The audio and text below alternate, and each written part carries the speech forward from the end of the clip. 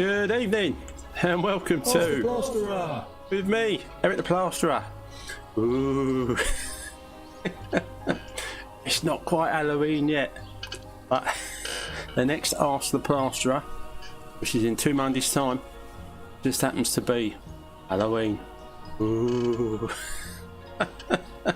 So that'd be good. The old Hawk and Trail boozer will be decorated for the occasion, and we should have a good old chat then as well. But that is in a fortnight's time, not tonight. But I thought I'd get you in the mood because it's you can buy all the pumpkins and stuff now, so you better get ready if you're into all that.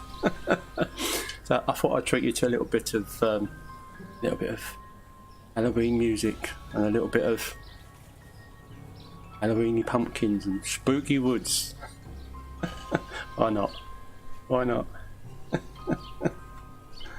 Oh dear. Shall we pop across, go from this slightly spooky place, we'll save it for a fortnight, and pop over to the old Alton Trower pub garden. See you in a second. Hey, that was quick. It don't take me long to get from one spot to another. Good evening everybody, welcome to Ask the Plasterer with me, Eric the Plasterer. I've been a plasterer in South London for the last 38 years. I'm getting old. But if there's anything you want to know about plastering, this is the channel to come to and to have a nice old chat with the guys. Evening Mark, yeah, are you on your travels, mate, I assume, on the way up to Edinburgh? And yeah, sorry guys. Yeah, so we get together here at the Hawk and Trail, basically to talk about anything you like. Benson, hello mate, nice to see you. Martin, Richard, yeah, hello mate. Welcome to the Hawk and Trail pub garden. We'll be popping into the boozer in a minute, and yeah, make sure you've got yourselves a drink or some crisps or something like that, a nice pint. I've got some of my old Coca-Cola. I have, because it was my birthday a few weeks ago, and I'm still nursing my single malt whiskey. So I'm going to be having another drop of that this evening, rather than just a Coca-Cola. But I need the Coke to keep my vocals nice and clear with all the waffling I have to do to keep you happy. Jamie, yee, hello mate. Tara, hello darling. Lovely to see you. Lovely to see you all. I hope we've all had a lovely. Well, last week that you all had a lovely week, and that this week's just going to get better and better for you. Right, and that is for because Jamie, I know Mark's coming down. He's coming to Edinburgh, and he's coming up across to see you, isn't he? So yeah, I want to chat about that a little bit later on, and the possibility of us maybe having to get together up there early next year. But we'll talk about that in the pub. Yeah, James, evening, yay, hello. Yeah, Mark is in the airport at the minute.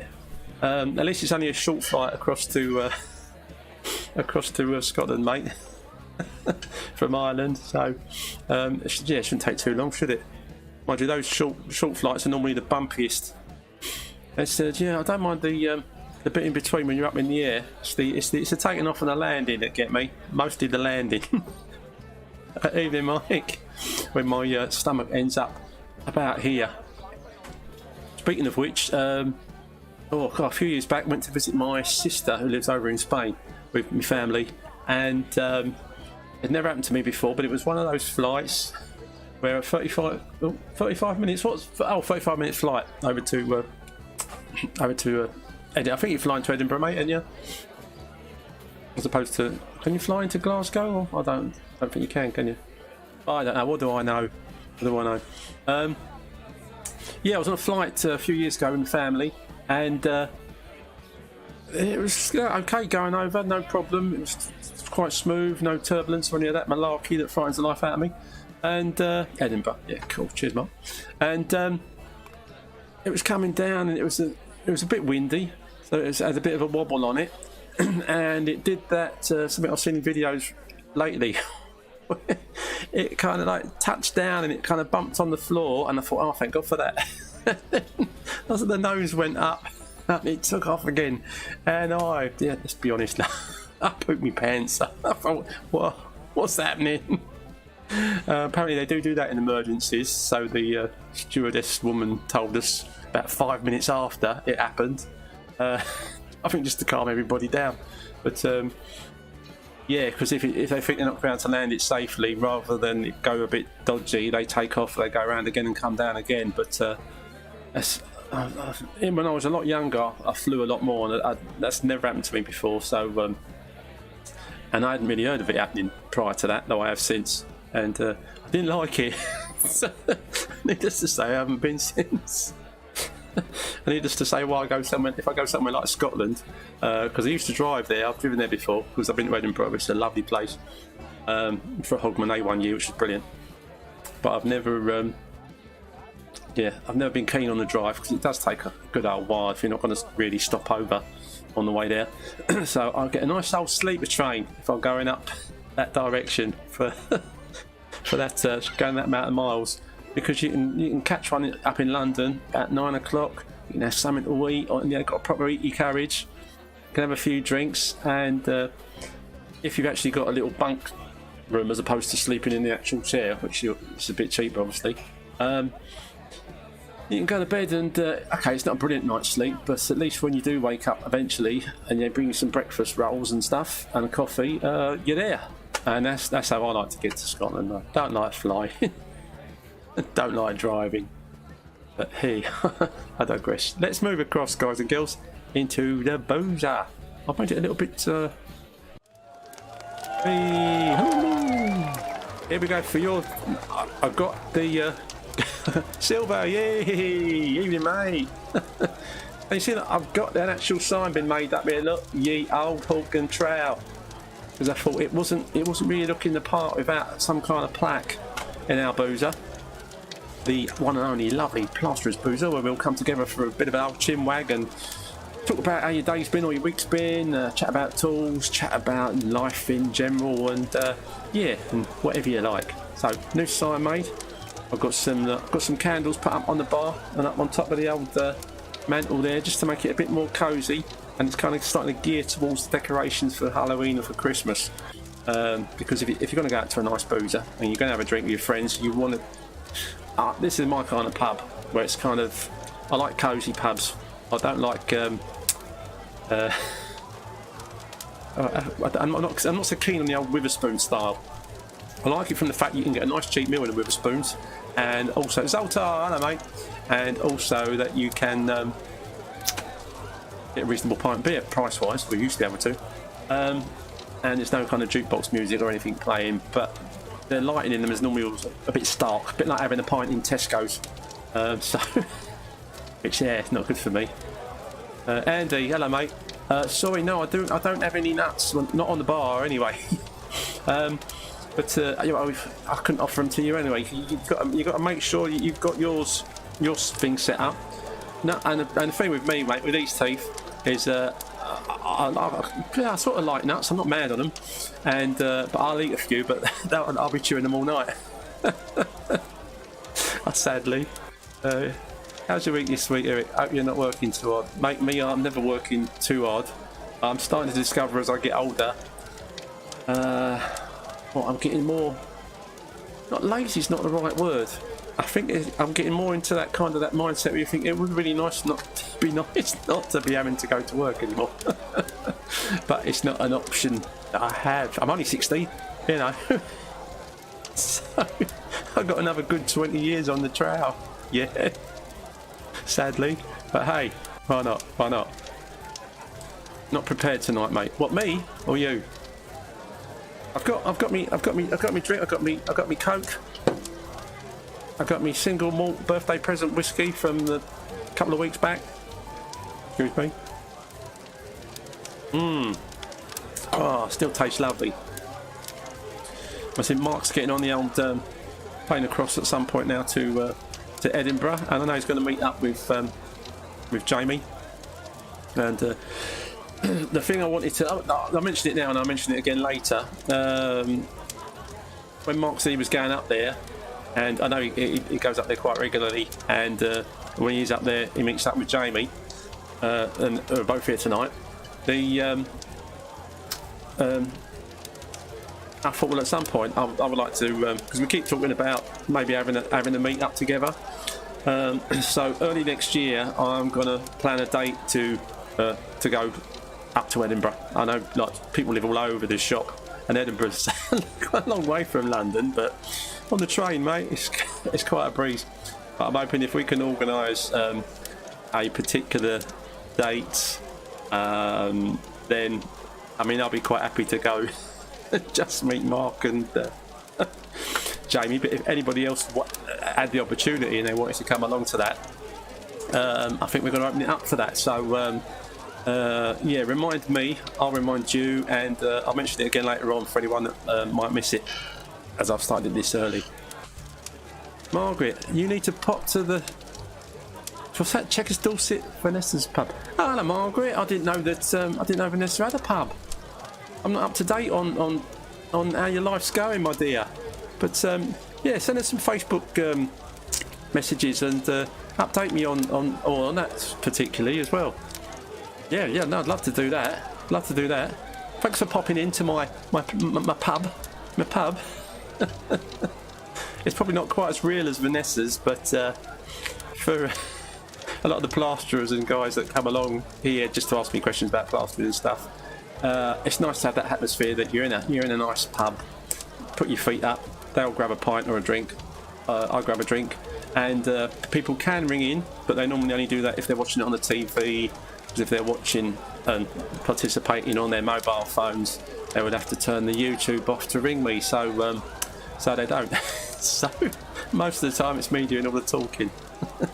But nice to see you, my dear. Yeah, I love to all the family. Yeah, so I shall bring that up again later. Regards tripping up to Scotland and having a meet up there. Like I said, we've talked about our, I think partly joking about all meeting up in Benidorm or somewhere, but the main downer on that is my missus will probably say, "You're not doing that." Hey Benson, hello mate. Got some balls on you. We should talk more and help each other out. Absolutely, Benson. This is what this is for, mate. We meet here. The main. I've got a small forum and a few of the guys are on. We have a good old chat on. That's my Discord forum. But our main, I say our, is our main because it kind of belongs to all of us. Is Trowel Talk Plastering Help Group on the old Facebook. Stuart Roberts creation. It's regards getting help and helping other people out. That's what what the Trowel Talk is all about. And I'm just happy to constantly promote Trowel Talk for Stuart and for the rest of us. And this place, basically, the booze are here is so we can just kick your work boots off, grab a drink, and just have a chat. I mean, anyone that wants to, as I say, got the opportunity to, they can ring in and talk live on here to me, so everyone else can hear them. You can type your messages in. We can talk about work, about tools, about life in general, how your day or your week's going, whether it's been great or whether it's been absolutely rubbish. And yeah, just want this to be a kind of meeting place or a virtual meeting place where all spreads from experienced plasterers down to your DIY and anybody else can come have a meet up and have a chat. And when opportunities do arise in the future for us to meet together in the flesh, which would be lovely because most of you know my bleeding mush because you see it all the time, but a lot of you guys, you know, I've seen pictures of you once or twice, and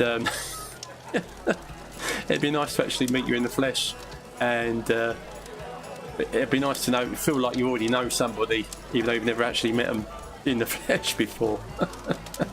You probably feel like you well know my blooming face, but there you go. Yeah, got to help each other out and talk about stuff. And there is a lot of, and has been a lot of talk about guys with their mental health and girls and depression and all sorts of other stuff. And it's something that if at some point I won't mind covering on here as well, because apparently two guys.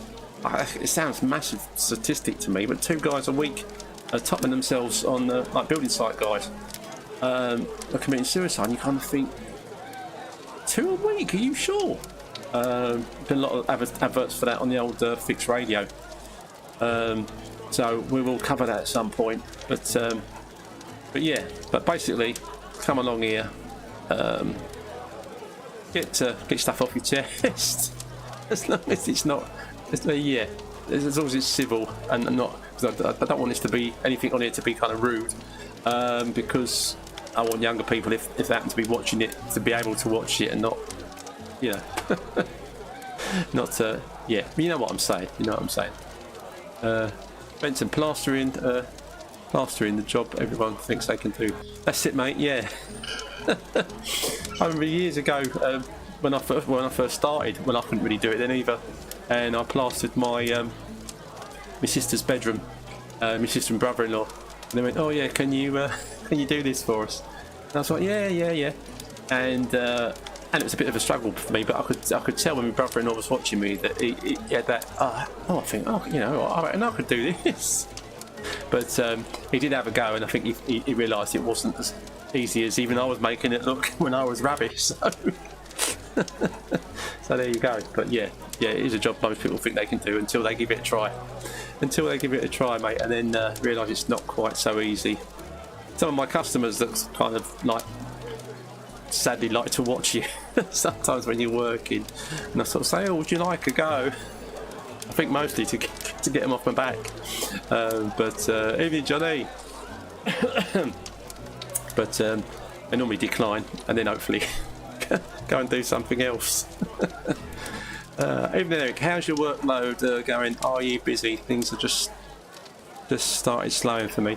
No, mate. It's just been ticking over for me. I mean, most of the last year or so, it was like silly busy, which I moaned about, but I enjoyed the fact that it wasn't an issue, and you could, if a job came up that you really thought, "Oh yeah, I don't want to do that, it's not for me," or the customer seemed a little bit, I don't know, you know what I'm saying, you can knock it on the head. But now the work's been coming in, but it's been ticking over at what I call a ticking over rate.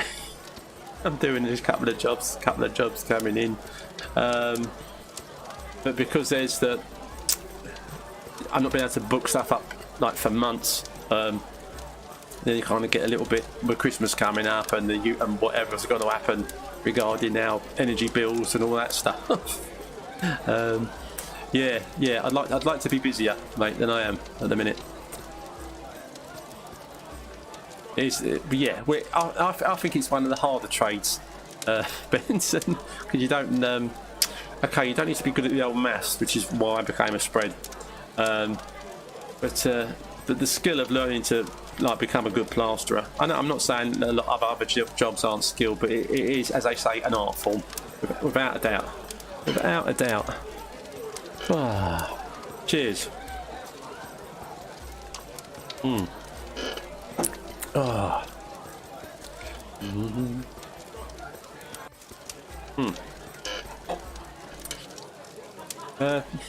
Right, the last time I was doing a bit of a test run on this, which occasionally does happen, my computer just shut down. I'm not anticipating that happening this evening, but if for any reason I do just suddenly disappear, that'll be why.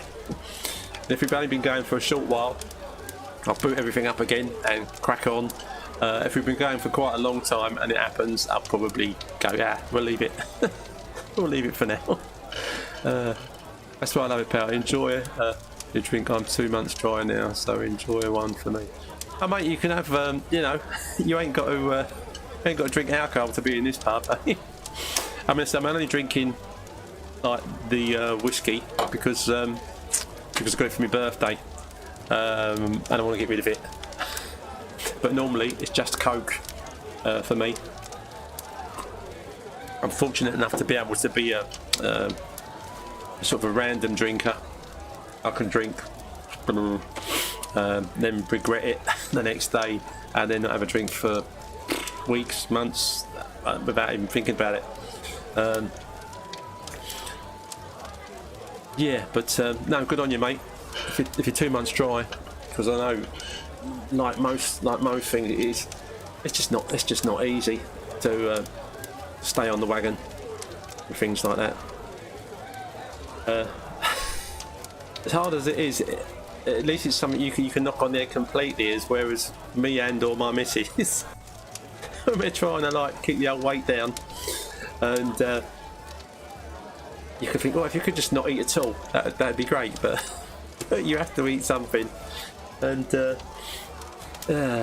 secret of that's in the old prepping. Jamie, only drink when Mark comes over. Yeah, of course you do, mate.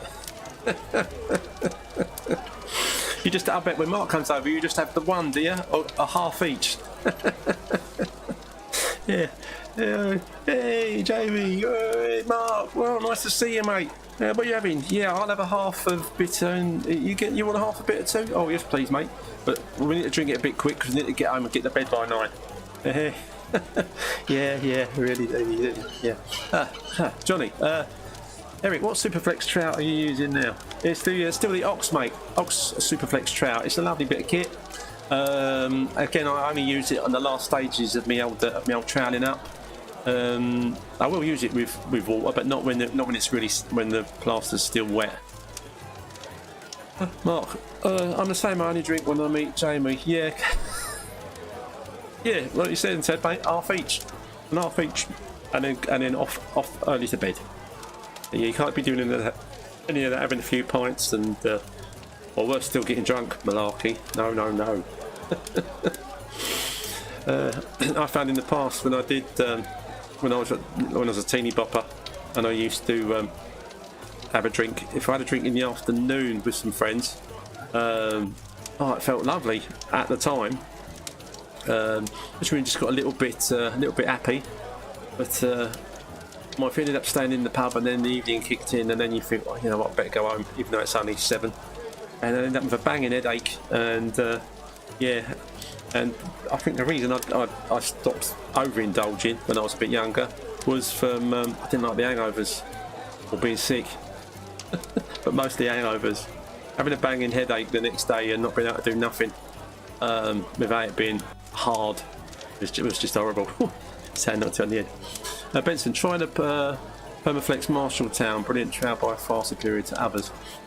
Yeah, tell you what, Benson, as soon as I'd probably damaged my my one beyond repair, which is quite easy for me because I'm always dropping my trout, I will probably try something like that, just to try something out that's different, and if I get on with it I will stick with that.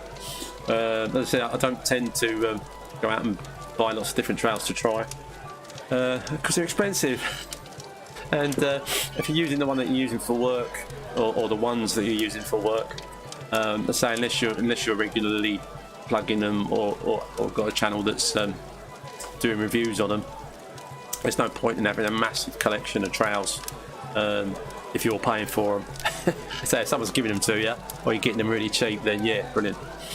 Though some guys like to have a nice trout collection, I struggle to keep the couple of trouts I've got clean, and my poor old speed skims, I cleaned them all up, and I've kept them clean for a little while, but they're starting to go a little bit mucky again.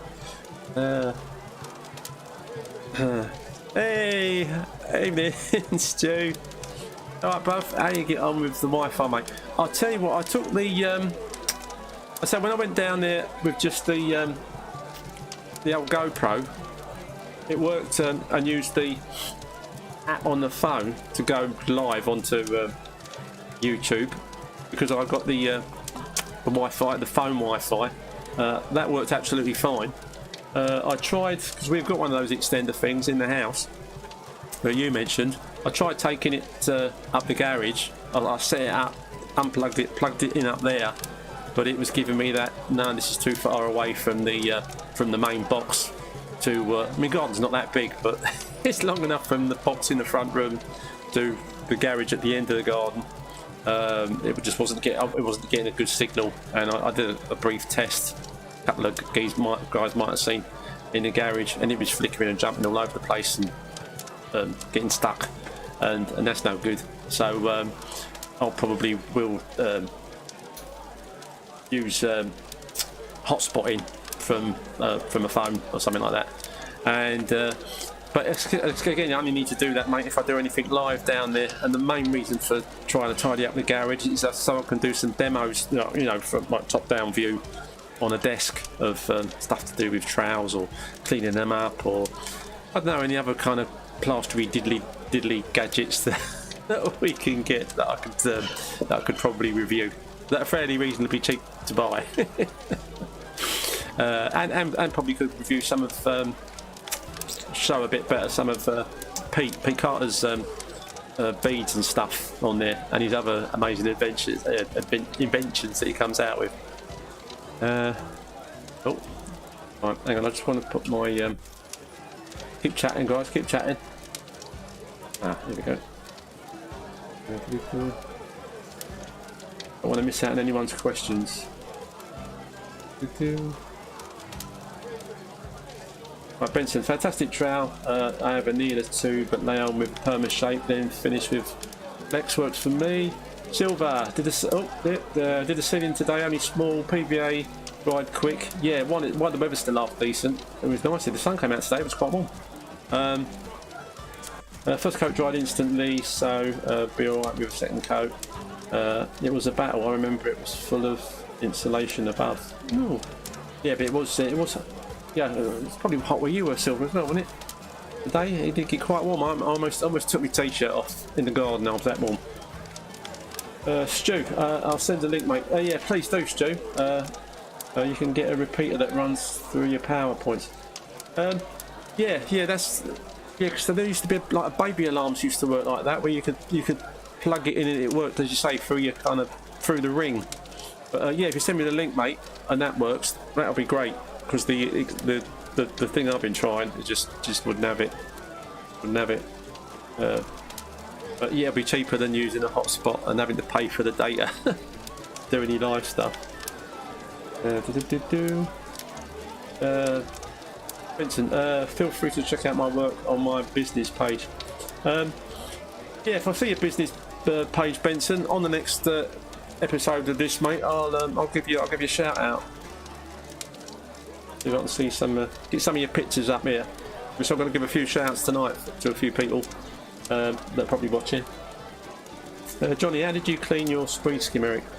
This mine could do with a clean, not the best way to clean it. I don't know about the best way to clean it, mate. From what other guys were telling me, I stuck all my trowels and my speed skims in a big bath of water, basically. I think you can put some soda in it or something, and it does help clean the sort of the plastic off, and it does really loosen up that stuff that's hard to scrape off, that just slowly builds up from the plaster.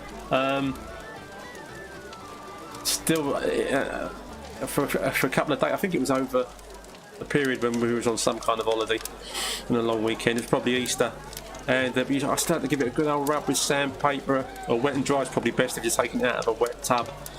But eventually I more or less got them, well, nowhere near like they looked new, but a lot better. Vinegar, yeah, I tell you what, I've tried vinegar and I've tried Coca-Cola. I've tried all sorts of stuff, but I think if you saw the state of my speed skims when they really badly need cleaning, I mean, they need cleaning because they will not work properly. By the time I need to clean mine, it's because they won't work properly, because they've got that much stuff on them, and the handles, you know, it's nice to feel a nice smooth handle rather than this lumpy bumpy kind of crater moon surface material that might end up like. Thankfully, I think most of the videos where I'm using the speed skim, it's quite clean or it's new. If I currently used my speed skim on a video, people would go, what the hell's that you're using? It just looks like a big stick made of plaster. It's in that much of a state, but yeah, they're not that easy to clean. If you keep them, like anything else, if you keep things as clean as you can every time you use them, every day, which for me is easy to do initially, but you know, that kind of wanes a bit. If I've got a massive job on and I'm swapping different speed skims, I'm doing lots of stuff, and I'm leaving the gear on it, and it's starting to toughen up when I'm scraping it off rather than getting it all off while it's still nice and wet, because I'm more concerned on getting the job done and finished nicely and I can worry about cleaning the tools after. But that's not the best way of keeping your tools clean. Ah dear. So yeah, things are okay, mate. I'm good. Family's good. Had a few little health issues in the family, but thankfully none of them turned out to be anything bad, which is all that matters at the end of the day. It's easy to just, you know, you get some kind of mole on your skin or something, and you kind of think, oh, this looks a bit dodgy. And you got the doctor there in the end because your anxiety is building up a bit, and the doctor goes, "Yeah, it's nothing, mate." And you go, "Oh, thank God for that." Benson, as you said earlier, not getting lazy but getting more relaxed, maybe. Yeah, that's what it is. Benson, I'm getting more relaxed as I get older. Every time I see the guys posting their working Sundays, I think, oh. I mean, I gave up Saturdays a long time ago, and the thought of doing a Sunday, you know, even for in my own house or for family, they'd be, oh no, I'm not doing it Sunday. Sorry. Even if I ever just had a week off, I'll have to do it the following week. Dear. Yeah, no, it's good to look after your kit, Benson, if you can. It just makes life easier. I keep getting to the point where I think I've got all my speed skims to clean. Well, I've got 3 of them, and 2 plastic ones. The 1200 is one of those, and the metal blade, and a couple of trowels. But yeah, then it's a bigger job to have to clean them all in one go, and I could spend the whole day just cleaning my stuff. Sorry, Silver, from earlier. Hang on. How did you clean the spray skin? Oh yeah. Skin pulled right after 50 minutes. Yeah, skim. How fast or slow the shell skim goes off. I find when I'm using my old half time, which I'm putting in a lot of my sets now, because I don't want to wait. When I'm getting it on there, I think, well, yeah, you've still got more than long enough to get a job done with some of that in, as opposed to the 1 hour stuff that Gypsum are doing at the minute. I don't think I'm even going to bother buying a bag of that. If you want it to go off that quick, just put a whole packet of this in, half a bag of finish, and then you'll be lucky if you get 45 minutes from start to finish. Dear. Richard, I've been doing a 4-day weeks the last couple of weeks. Lovely. Now I'm not booking work on a Monday now. Yeah, no, there's a point, Richard. If you like, when I had plenty of work coming in, where it was like sort of silly busy, I was often thinking, you know what? Yeah, I'm not going to work Monday or Friday, and let's make it a long weekend. Monday's normally better, especially when like doing this. And it's yeah, if you get in the habit of that, and you should still be earning more than enough money to part time to do a 4-day week. Depending on what your expenses are. I was listening to Fix. I don't think I mentioned this last time. I was listening to Fix Radio a little while ago, and a couple of the guys on there, I can't remember if it was the Plumbers or the Sparkies, and they were kind of like sort of saying how hard it is running the business because they're more or less working 7 days a week, and their other halves. I think one of the guys, his other half, said, like, I don't think they were married, but like he'd had enough of it because he was always at work. And he said, yeah, but you've got to pay the bills. But I'm thinking, if the job you're doing, if you've got to do 7 days a week to be able to pay your bills, especially as they weren't spreads, but as a spread, you're not charging enough money. Sorry. And now things are getting a bit tighter. It's not the time to drop a price, for sure.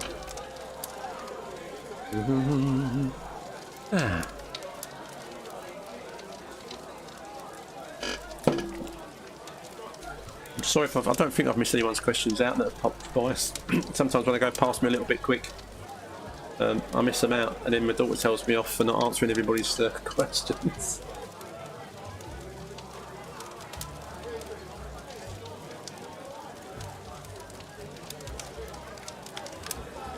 Vincent, I work most Saturdays. Stop talking about all this time off. I'm not jealous. That's because you know you could have the time off if you wanted to, Benson. You know, obviously, if you love the spreading, like me, mate, Mike Smart. He always seems to be at work at the minute. Or ever since I've come to know him. I'm pretty sure he lives at work and occasionally pops home to see the wife. Oh, sorry, Mark. What I'll try and do, I'll try and get a Guinness pump, and I shall place it up on the bar just to make you feel at home. James, Eric, I usually use 60-minute bonding, which is good because it goes off quicker. How do you make ordinary bonding to dry quicker? Ordinary, the extra time stuff, they do half time. Also, this is for finish, the blue packet, but they also do a mauve packet, which is half time for bonding. And it basically, if you mix a packet of that into a bag, I think you've got 25. I'm not 100% sure. I'm pretty sure it's 25 minutes. I don't often use. I often use some of that in little mixes, and you have to be really careful not to put too much in, otherwise you won't get it out of the bucket before it's gone. But yeah, if you put a packet of the bonding one, you can use tartar sauce. Not tartar sauce. It's cream of tartar is what you mean, mate, isn't it? Yeah, you can use all sorts of things. The only thing I like about using these things is or for me anyway, they kind of work exactly the same every time. The amount of time they take. If you get good at putting that kind of like other things in willy-nilly and you get the hang of it, it might be fine. But when it comes to making it last longer or getting it to dry quicker, dirty water is definitely just not reliable. Sometimes it works great and sometimes it doesn't work for whatever reason.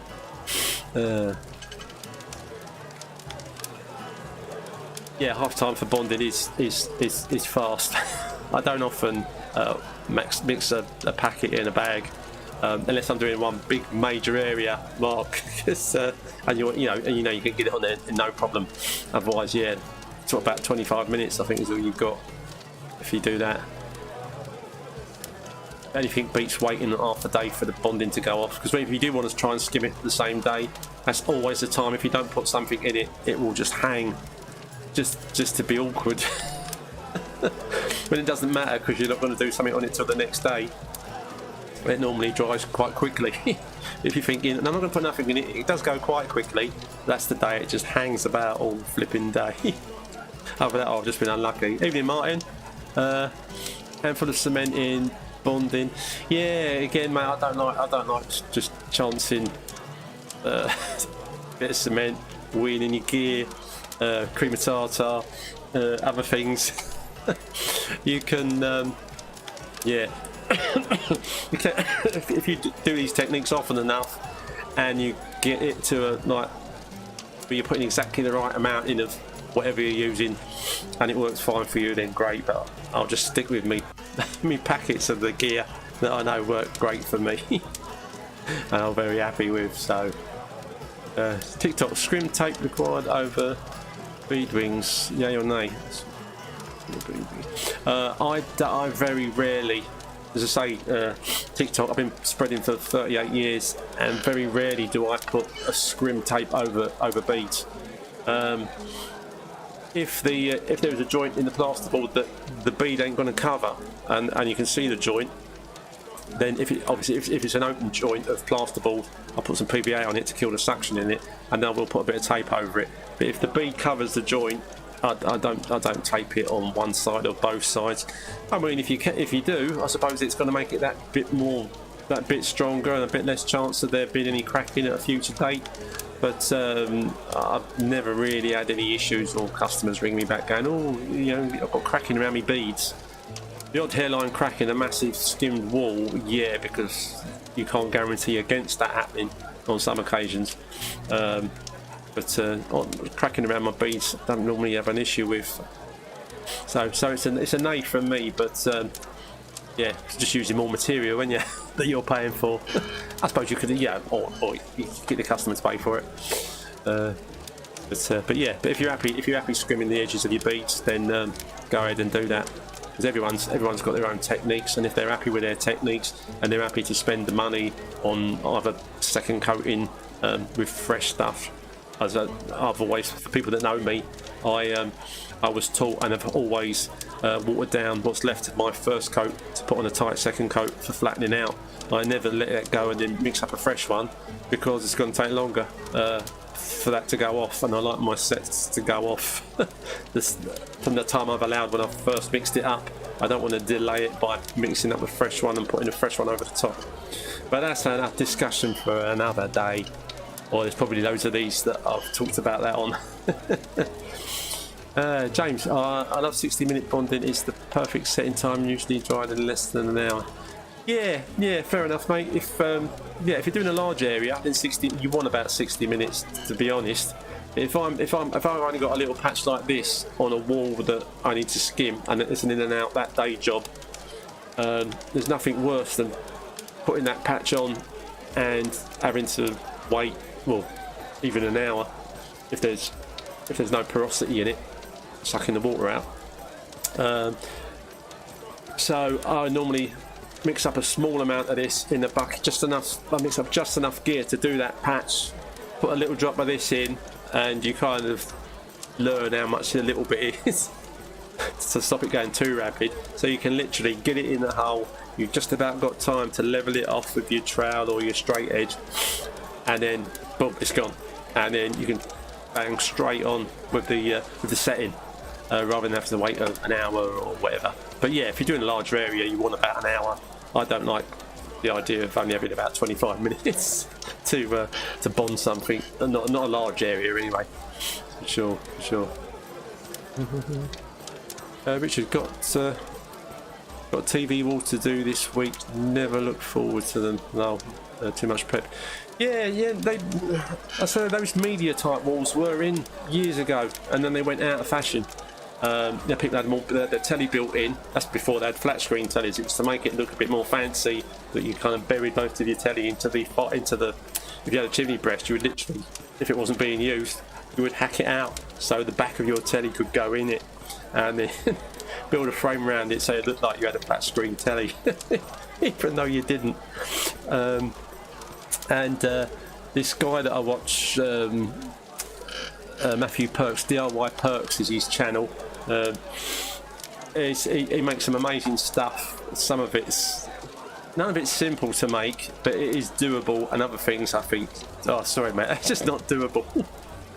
But he has got about nearly 4 million subscribers, and his videos are great to watch. He makes some amazing stuff, and I've copied a few things that he's done, but his most recent one is to basically build a TV and surround sound system into a false chimney breast. So when it's all shut, it just looks like a chimney breast, and then you kick it open and there's a great big telly in the middle. It's got the speakers on the doors. He's built a computer up in the top of it and all other stuff that I probably wouldn't do, and that's more like having a hidden media wall. So you goes from looking like you've just got a chimney breast with some pictures on it, and you open it and so there's no TV in the room, to opening it up and you've got this great big like cinema set going on. Whereas at the minute now, these media walls, it's all about, oh, here's my telly, and to make it look even better, I want all these shelves and speakers in them, and you make a whole wall kind of a feature. But they will, yeah, and it won't be, only be a few years before everybody's ripping them out. But yeah, we'll see what happens on that front. But they're not nice, don't get me wrong, but yeah, all that plastering inside, all the little, depending on how many of the holes that they've got in theirs. Martin, have you got any new videos coming soon? Sadly, mate, I haven't.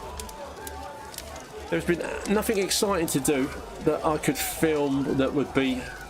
Well, okay, I know people will just watch it anyway because there's another plastering video and it's a new one, and oh blimey, Eric's put out a new video. I have been clearing out my garage, which is in recent time. When I did my first plastering videos, they were done for my garage, my teaching ones. And since then, that's got completely filled up with stuff, and I did filming on jobs. But now the jobs just seem to the kind of work I get is quite repetitive, and unless something special happens that I think is worth filming, it's not, in my opinion, it's not really worth filming it. But now I'm clearing out the garage again, I'm setting it up so I can do demos of stuff like top down onto a desk, be it reviewing stuff, or using my small wall at one end to again to show something without having to do it in a customer's house, which is yeah, so those kind of videos will be coming again soon. But yeah, I know there's been a lack of them, which shows in my subscriber take up. But although my subscriptions go up, they go up very slowly, purely because I'm not putting the videos out there. But in the meantime, I do get a great deal of enjoyment of chatting with you guys here in the Halton Trail, and just having that community feel of come along to the pub, have a chat, talk about tools, talk about plastering, talk about life, put your feet up, have a drink. Get to know me and the other guys that come along on a regular basis, and yeah, it's good. And then if I can get back into doing videos on a more regular basis, that will be good. Well, not just for me and for my channel, but for just in general, it will be nice, because I do miss doing them. I've got all the gear, and yeah, I just need to have something exciting I can do that I can film. So hopefully that answers that one, Martin, in a really long-winded way.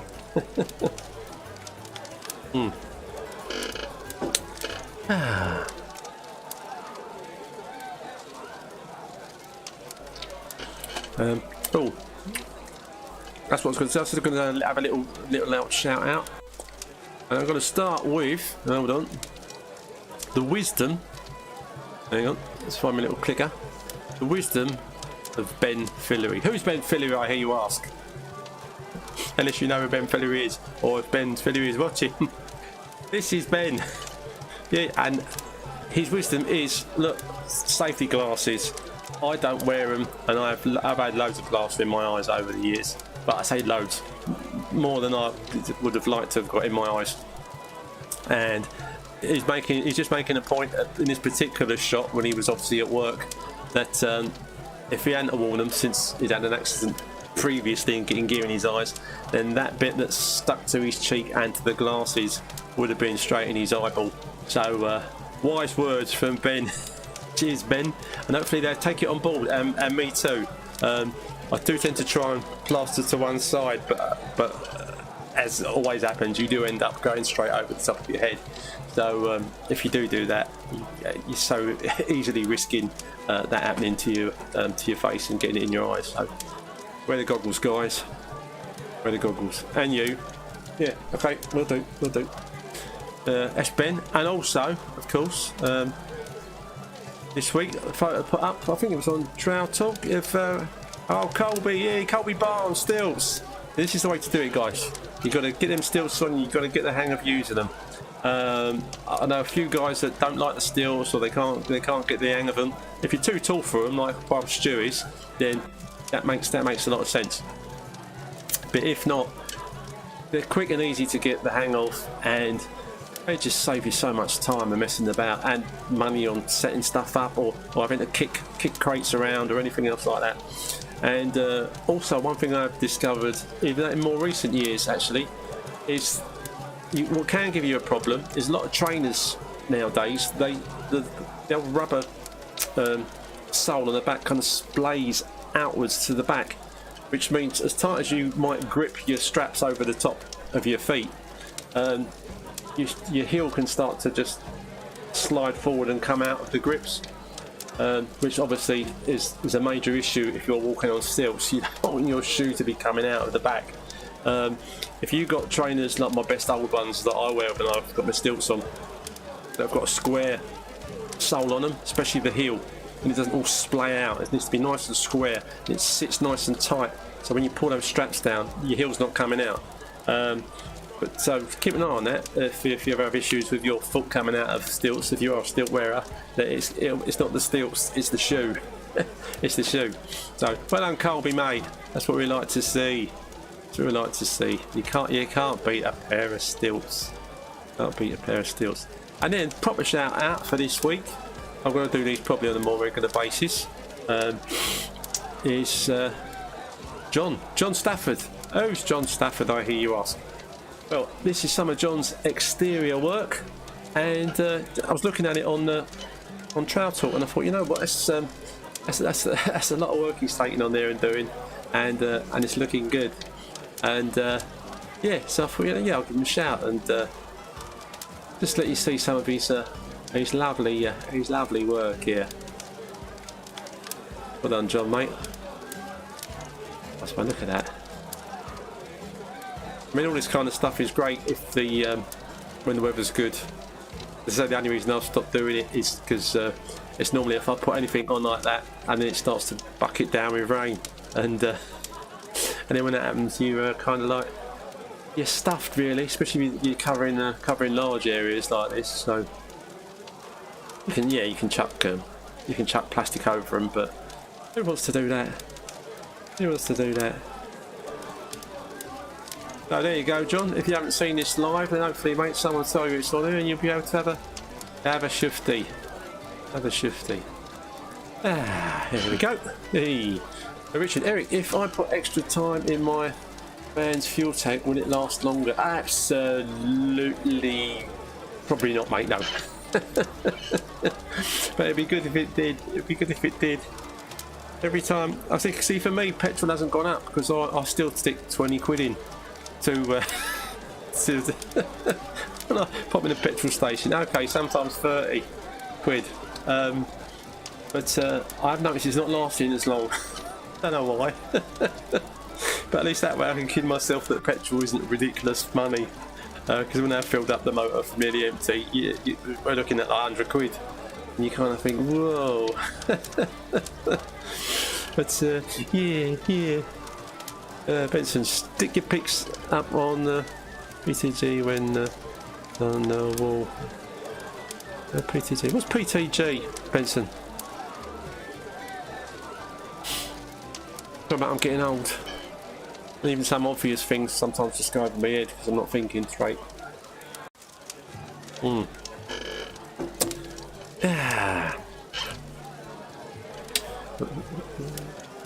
I've not missed anything there.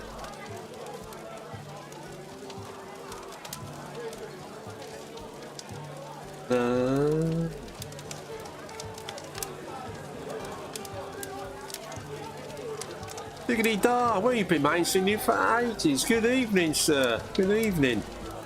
Hope you are. Yeah, I'm very well, thanks, mate. How would you tackle a 50 square metre ceiling on your own? With a friend. I would put a load of extra time in it, mate. A load of extra time, and make sure you're well set up, and that everything's ready to go. You haven't left anything on the floor.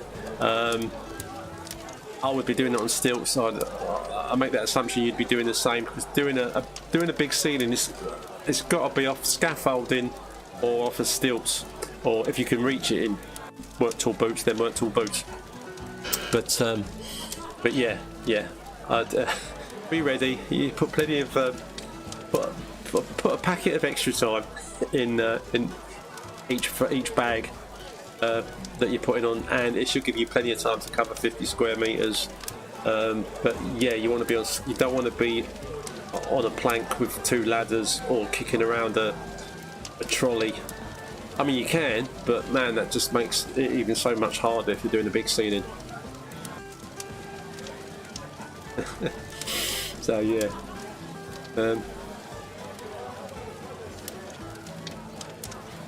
Get it on it. Get it on it. Get what on it? We're talking about the pictures I was putting up earlier, Mark. Those pictures, they're not mine, they're John Stafford's pictures. I was giving him a shout out.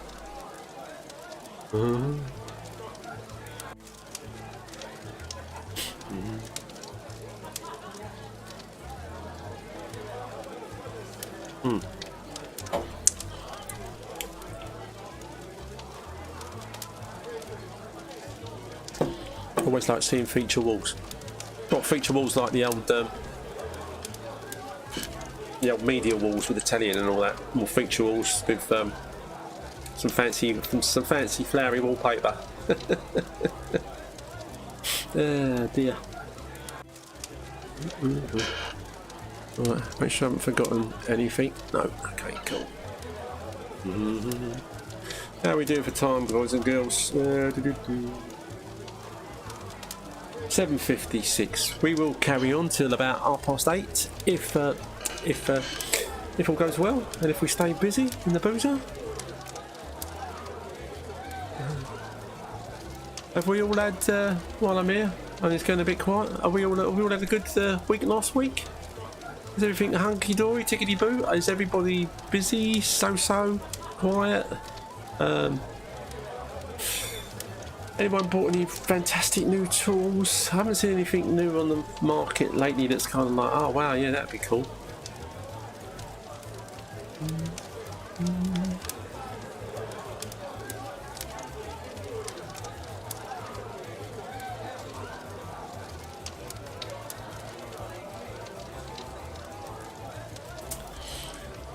Silver, your paint trick surely counts a feature wall, Eric. Oh, of course, mate. Yeah, I forgot about that one. I must, if I've got the my setup going again up the garage, I will try that again with the paint when I'm troweling up, instead of using all the colours, just use a couple of colours and try and do that marble effect, make it look like marble. Get cheaper and quicker than the plaster. This name's gone out of my head. Yeah, come back to me in a minute. Mike, steady with work at the moment. Yeah, I did notice that. Mike, oh dear, but you just seem to go from one massive job to another. And like I said, at least that half an hour one is nearer to you than the blooming however long that stupid Venetian. That's it, mates. Thank you. God, it goes as you get older, mate. You get these senior moments when obvious stuff just goes out your head. I mean, there's been an odd occasion when I've forgotten the person's name that I've known for 20 years. When I'm about to introduce them to someone, I go, "Oh yeah, this is It can be a bit worrying, but that was years ago. I don't think I've got any worse. I've stayed about the same.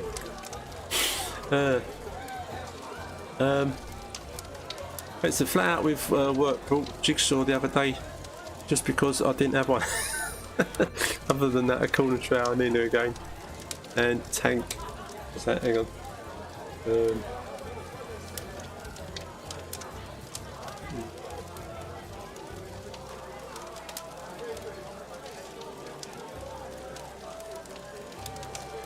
I want a tank full of diesel, living the dream. You are, mate. Oh dear. I've got to admit, if I'm just walking around B&Q and there's a few quid in the bank, I will just buy stuff randomly. I think, oh, that's quite nice. I've like a power tool or something, even if it's not something I would regularly use. It's just nice to buy the gear, buy a bit of kit. Without a doubt. Martin, I bought the Rafina 24-inch spat, not used it yet. Someone, but no, it wasn't a Rafina, some kind of Marshalltown spat. I think it was. I think it was on Trowel Talk that they'd used and said it was like fantastic. So yeah, I might get one of those. I might get one of those because I've only ever used the speed skims, and that's what I've got used to over the last few years. There might be other spats that do an easier job. I don't know, or smaller ones that you can get into that you can't really get into with the speed skims on account of them being a bit. Oh, yeah, they do a short one, but if it's going to be that short, I'd rather have something with a hand in the middle, spat wise, than something you grip like that. The longer ones, obviously, great. If you're doing small stuff, yeah, nice to have a handle on it. Oh, I did notice also where I bought that 18-inch by 5-inch Marshalltown Permaflex trowel. It's great for skimming, but like Dan Solo said, because it's so wide, it'd be a lot of strain on your wrist. And I did don't know why I did a bit of bonding with it the other day, and wow, yeah, you can really feel the weight pushing against your wrist with a trowel that big. So I would definitely only be using it for for skimming in the future, and not for laying on bonding, because I don't want to knacker me joints at this late stage in the game after they've been so good to me all these years.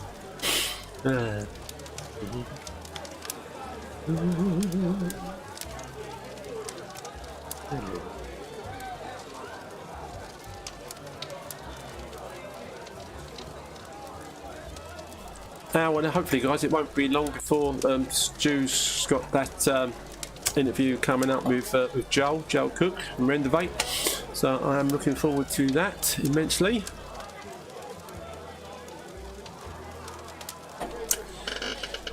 Excuse me. Cheers.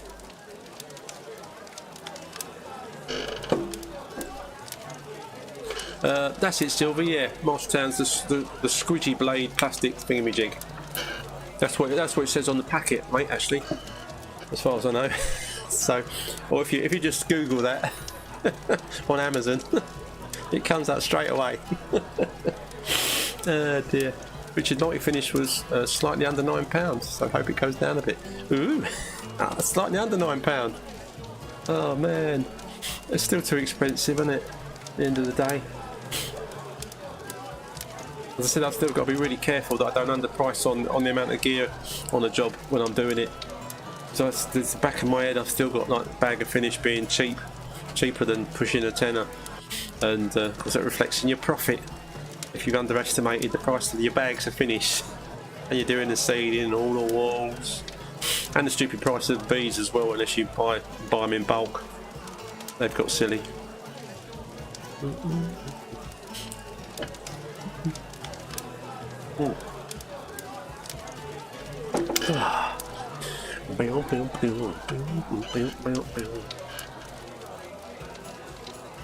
I've got my outro again this evening, just to make the end of the show a bit later, just a little bit more interesting. For anyone that didn't see it last time.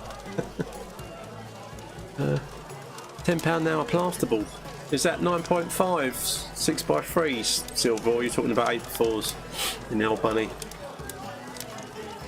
I never use 8x4s anywhere. Not since I've done it. When I used to work on building sites, and all the big 8x4 boards were already there, and you had plenty of room to cart them about and put them up. Great, but all the years I've been doing domestics, it's got to be the old 6 foot by 3 foot in old money.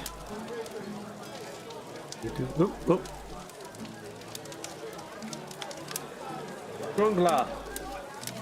Not used to British gypsum and fast setting plaster yet. Any good? Quite a few of the guys seem to like it, Grongler, but I think it'd be a bit too fast for me, because it's literally got an hour. Again, if I want to speed stuff up and I use this stuff, the Easy Mix half time, it takes about an hour off the total set, so you've still got about an hour and a half, which is nice and comfortable for doing something that's not too big. An hour for me, unless it was a really small bit of wall, would be pushing it. Fair enough, if it is a small bit of wall, then fair dues, but I think it is a bit more expensive, the old the 1 hour fast set.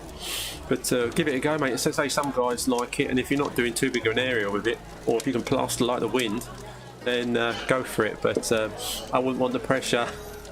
As I've said before, sometimes I put like extra time into my plaster, even if I don't need to, just so I can work a bit slower and take it a bit more easy as I get older.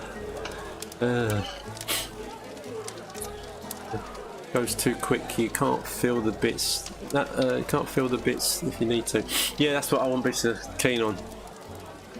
Hey Stuart, what are you doing in Spain, mate? You might don't know, Stuart lives in Australia, but he's currently in Spain for some reason. Any tips, mate? Yeah, just have another one, and have one for me as well. Alright, Stuart, I hope you're good, mate, and family's good. Are you whole family over there, or you and Wendy, or are you on your own?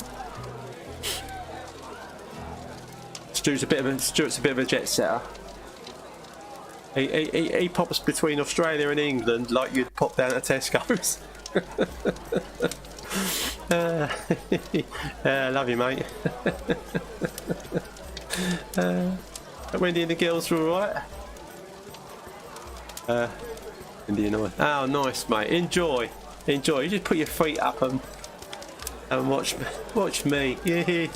Make you feel. Well, it won't make you feel at home because I'm not in Australia, am I? But you can get that lovely pub ambience when you are at home that you can't get over there, mate, can you?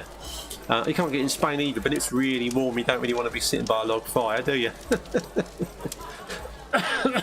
Yes, mate. Everyone's really good family-wise. The girls are fine. The grandkids are fine. The little bouncy boy, he's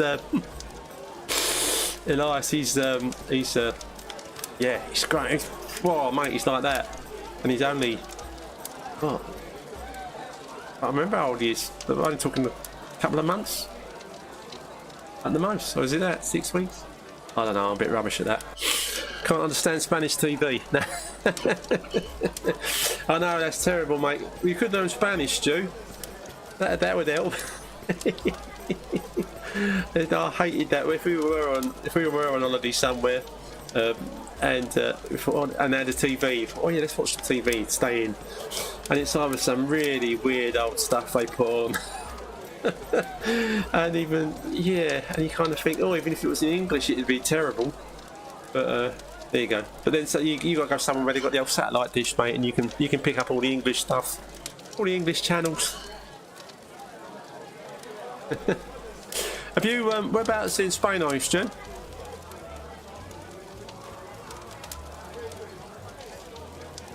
Oh.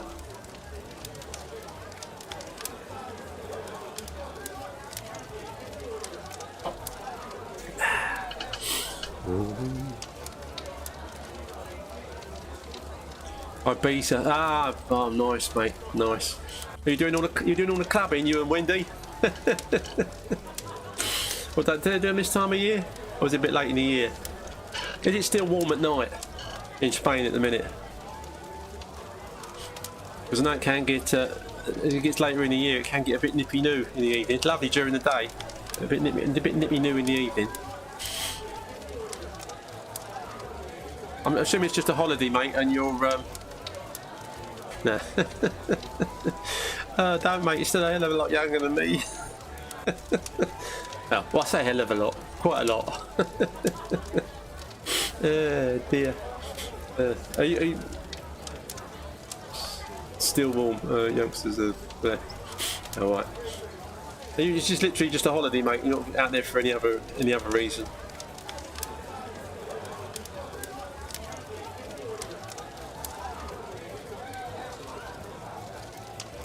How are we doing for time? 8:09, and they're still good. We're still good.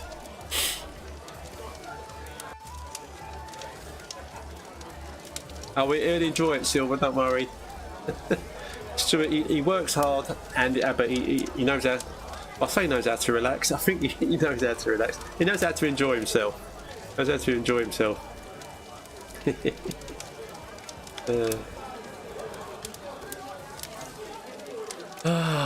Wow.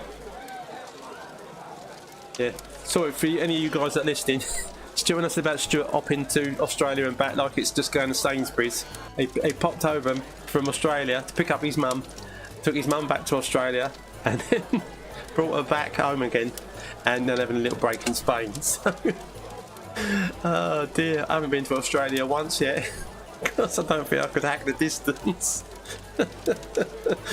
Sorry, mate. Sorry, Wendy. We will definitely come over and see you at some point, which will be nice.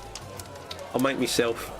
I've just applied for a new passport because mine ran out in 2020, and had a right hassle getting the right picture that they're happy with, and then it said, oh no, that one's fine, so I sent it off, and then a week or so later I got a message from them saying, no, your photo's no good, can you send another one?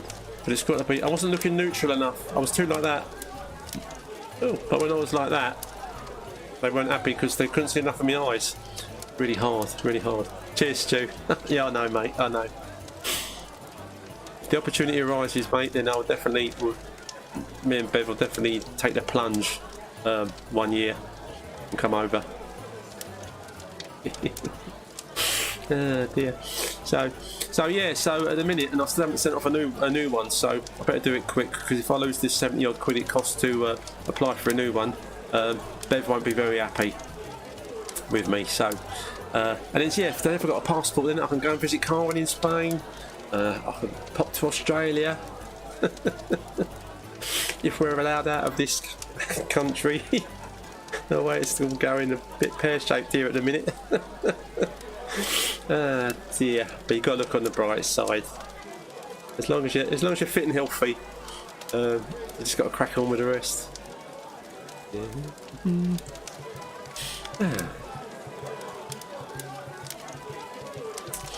Yeah, you might, mate, but there's no way I would come to Oz for a weekend. I'm struggling with the thought of going to meet my mates here up in Scotland, and that's a little bit closer. And then I'm only thinking about jumping on the sleeper train, because I don't fancy flying. I don't mind flying, but it's the hanging about at the airport and stuff like that. To get a nice, comfortable train up to Scotland. A train to Oz would take a bit too long, wouldn't it?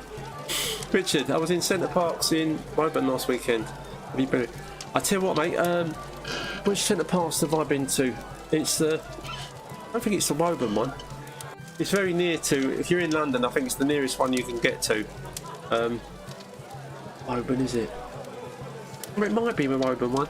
All I know is when I have done it, it was normally been in the winter because there were special offers on, and it's the only time I could afford to go to Centre Parks with a family, and it was freezing cold, but very cosy.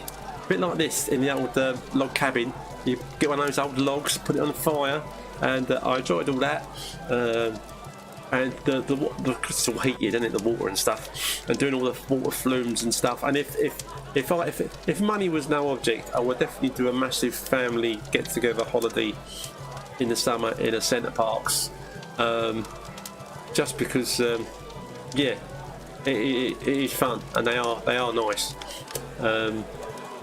But again, saying that, when we did go in the winter, when our lovely dog, that sadly we don't have anymore, Ginny, but we still had her, and dogs aren't allowed in the main complex, so someone would always have to sit outside with her, God bless her.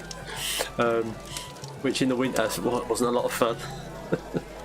But it is a very expensive place, but it is great for kids, little and big and old. 60-year-old kids love it.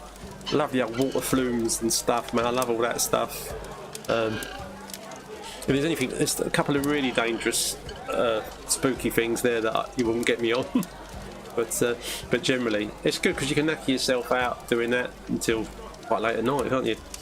And then go back and just have something nice to eat and just crash out in front of the fire and the telly, and yeah, lovely. But as I say, just an absolute arm and a leg. And very pretty at Christmas time as well, especially if it snows, which of course is rare. But yeah, no, it is a nice holiday. That particular one, which I'm pretty sure is the one near Woburn, we go to. If it's another one, I'll correct that next week. But it's definitely quite near to London one.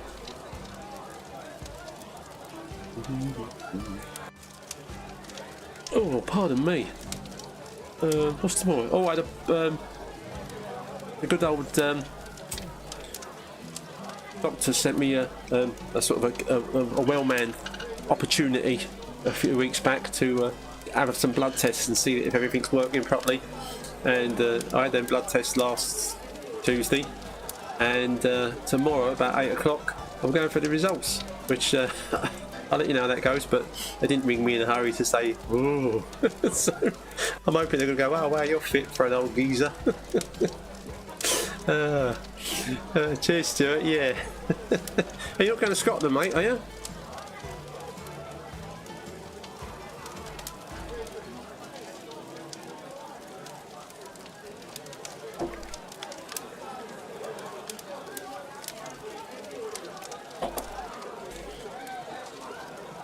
Fit as a butcher's dog. Yeah, that's me, mate. Oh, I've not been to the gym for a while now, and Too cold, yeah, true. And yeah, I've been at the gym for a while, and the longer I leave it, the harder it is for me to get back. Since I've been, I've got my Mora ring, Stu, and you know, I've been going to bed earlier. Though I've got to admit, recently I've been backsliding a little bit on that one, and by the time I get in from work now, I'm really kind of like, whoa, you know, I'm not going to the gym tonight. But if I start going again, I'll get back in the knack. But I'm going to wrinkle up and lose my fitness pretty quick at this age if I don't maintain it. And once you lose it proper at this, when you're getting older, it's quite hard to get it back again. So I need to get myself down that gym. I need my friends to say, Eric, you been to the gym yet? And I go, you got to get there, mate. You got to get back there. So I could say fit up to this point and then giving it all up, is it?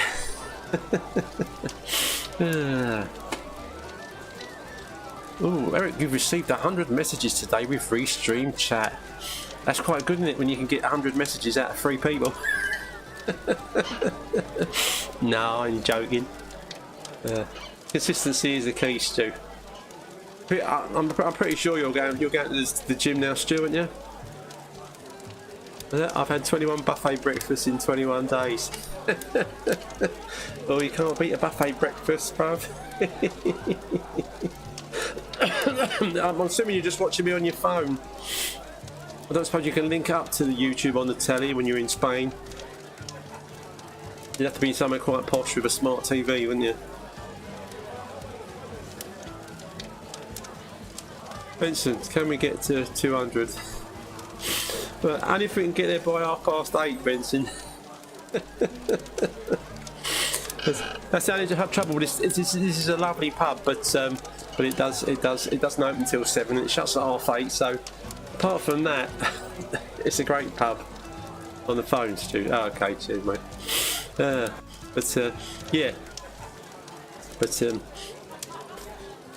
Yeah, no, it's been a good evening this evening. Nice to chat to the guys and girls. I'm not going anywhere yet. What's the time? It's only 18 minutes past. 8:30 is miles away yet. So keep talking. Keep talking and give me a. Well, it's not really a rest, is it? But you know. James, I go to the gym 3 or 4 times a week. Most customers think I'm mad when I tell them. That's good, James, if you're doing that, mate. I mean, when I was doing it and working, I was doing 3 days before, 3 nights a week, and I would spend quite a while there because I'd do a session at the gym and then I'd do a bit of underwater swimming, which I'm into, and then a nice hot sauna for half an hour. I've got up to. So it does take a bit of a while for me to go to the gym. I don't just do a quick workout and come home. But yeah, no. Good on you, James. Keep it up, mate. Keep it up. If you go less than 3 times a week, it's not really doing anything for you. They'll keep you a little bit more healthy, but for any younger guys that want to get gains in the muscle or strength department, you go to the gym once a week and you're not doing it. It'll keep you kind of in trim, but it won't. You won't notice anything amazing happen. Sadly, it's hard. Like dieting, it's hard. Ian, hello, mate. Let's go, Brandon. Who's Brandon? Nice to see. It's good to see this, and I have been part of it. Yeah, no, nice to have you along, mate. Plus, you can watch it all again later, Benson, if you want to, mate. It goes out as a live, as a video as soon as the live stream's finished, and then I also put this out afterwards, or a couple of days afterwards, as a podcast. Wherever you get your podcast from, you'll be able to get this as a verbal podcast. If you get it on Spotify, the video will be with it as well. But you can watch that on here. But yeah, podcasts are easier to listen to back at work. When you're working, you can just put your podcast on. You ain't got to have YouTube open, and listen to me waffling on for an hour and a half. Which is, there's nothing wrong with that. Nothing wrong with that.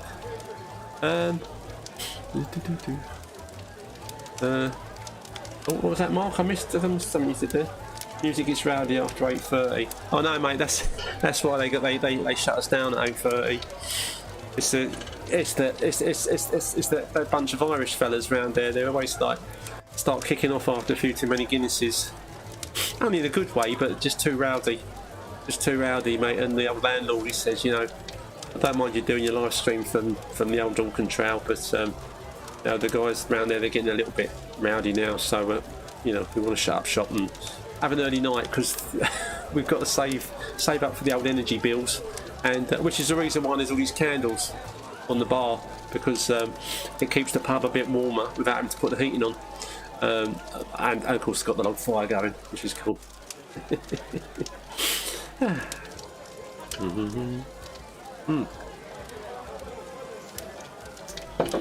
I was just thinking, for the likes of my family, like Stuart, especially when he's over in Oz, and or my other family that live in Spain, I'd quite like to be able to watch me on the telly, on the old YouTube. But I can't, because I have to actually do the thing.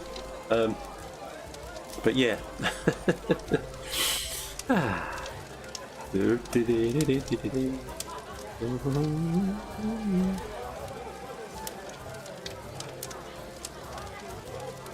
Have I missed anything now? I've missed nobody's questions. Yeah, Benson, I don't think we're going to get to 200. How long we got?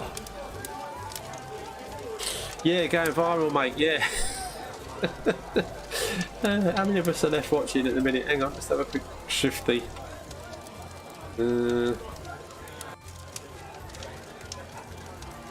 Oh, 10 of us on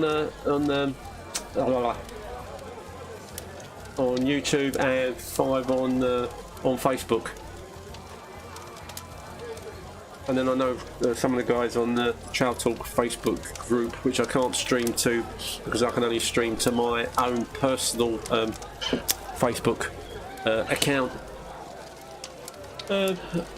Otherwise I have to pay. And it's too expensive. This streaming to more than one platform malarkey is something daft, like £30 a month if you want to do more than 2 channels. And if you want to be able to, like if I wanted to be able to be on my YouTube and my Facebook page and Trail Talk Facebook page, then you got to pay. And yeah, if I ever get enough people here, then I'd consider it. But that's quite a lot of money. Richard, Eric, would you ever re-render your own house? Mate, I thought about it a lot, because the back of my house could really do with a re-render. Cheers, Mark. Yeah, the link for this is up on Trail Talk, thanks to Mark and thanks to Stu Roberts. What was I saying? Oh, rendering my own house. Yeah, mate, the back of my house was a bit like its old render that hadn't been painted white for years. Had a few patches in it. Last summer or the summer before, started painting the back. I thought I'd patch up the holes later. But currently most of the back of the house is white, but the holes are still there. But the ideal, like my neighbours had done a few years back, is to take the whole lot off, right back to the bricks, and do a nice smooth render job on the back. I don't think it's so much the putting it back on. I think it's the hacking it all off. And I've got a redundant little not chimney breast, a stack on the outside that used to go up from an old wood-fired boiler when the house was first built. And although the chimney's not there anymore and the boiler's all been ripped out, the stack on the outside is still there. So it's either a case of plaster all around the stack or knock all the stack out, and that's just more work than I feel like doing at the minute. Dear. And I've noticed next door to that, the beautiful when it was done, it's starting to crack and has a few issues in it, and you kind of think, oh, if it's going to look like that in a few years. Or if I tried the monocouche like renders on it and it started going mouldy after a while, you think, oh, all that work and effort. Stuart, it's a very fashionable thing in Australia, rendered exterior. Yeah, I noticed because I interviewed a guy that's Kirk. He's a plasterer over in Los Angeles, and he's really good at rendering and stuff, and he's got a big channel over there, and I interviewed him on one of these. And I thought, apart from the timber houses that he works on, that he does a lot of rendering, and I thought he was rendering brick houses. Look, some of them are big, and it's only watching him in another one that he's doing from, I think he's building a massive extension to it, and it's still timber. It's still making it out of timber, covering it all in like, it literally looks like chicken wire with the big hexagons in it, putting that all over it, and then doing the render or the stucco to the to that. I don't know if they do that in Oz as well, mate, but they probably do, don't they? But I can't make out why over in the States and stuff they do. Well, it's there for you, Mark. It's there for you, mate. In the States, they really go to town on their foundations, and their regulations are much stricter than ours in the foundations. And then they put a timber framed house on top of it, which gets blown away by the next hurricane that comes through. And I can't make it out. And of course, all the brick staircases that they build inside the timber framed houses after the hurricane's gone through, they're still there. They're still standing. You see these houses been blown away, but the staircases are still there. I think if you built your whole house out of bricks, it might survive the the hurricane going through. But I don't know. And then why put so much effort into your foundations when you're going to put a timber house on top? I don't know. Americans, what I like. Oh, hang on. Oh no, I've missed anybody's. Oh no, wrong button. Wrong button. Bear with me.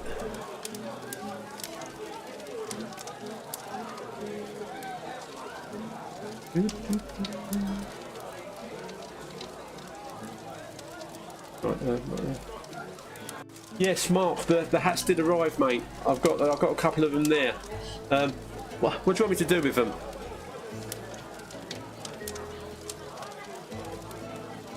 I think I'll have to ask people to.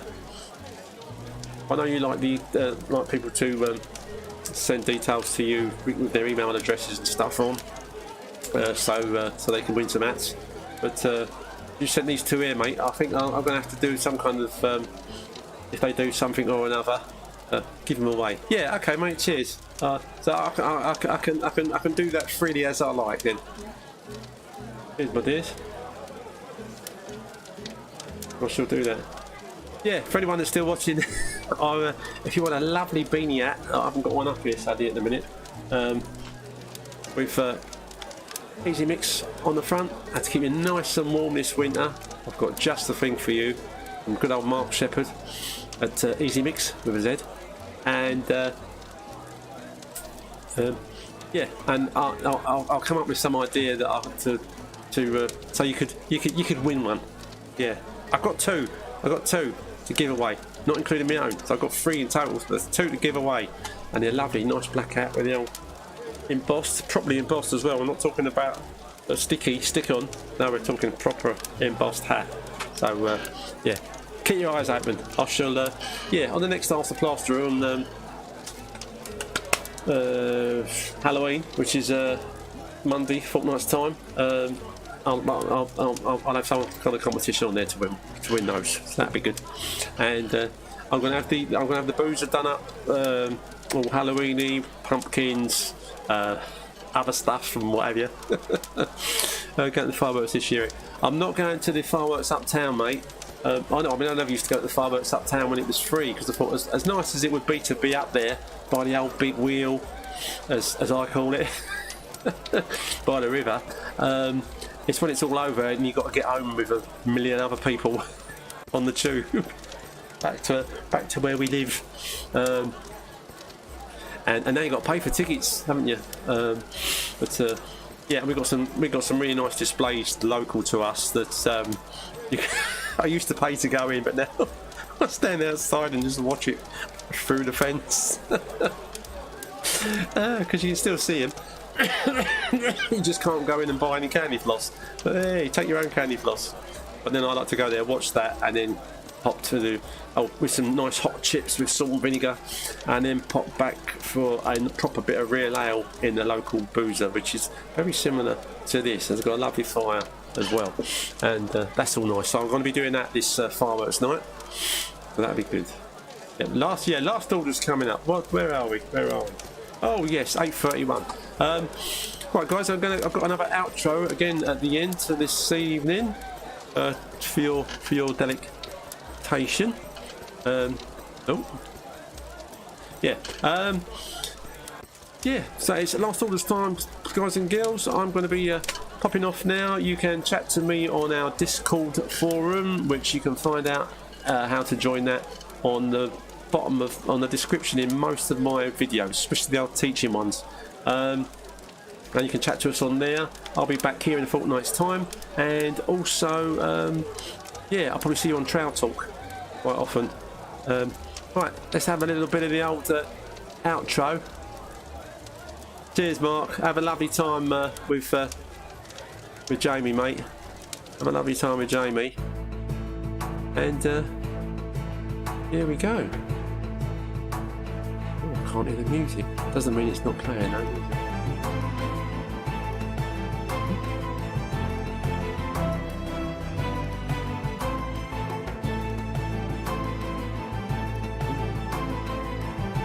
Thanks everybody for coming along, and I look forward to seeing you in a fortnight's time, and have another good old chat. So be prepared for that. Get your drinks and stuff ready, and your crisps and your peanuts, and make sure you join us for Halloween at 7 o'clock, or from 7 o'clock onwards, Monday in a fortnight's time. So is it the 30th, 31st? It's one of those 2 days. It's one of those 2 days.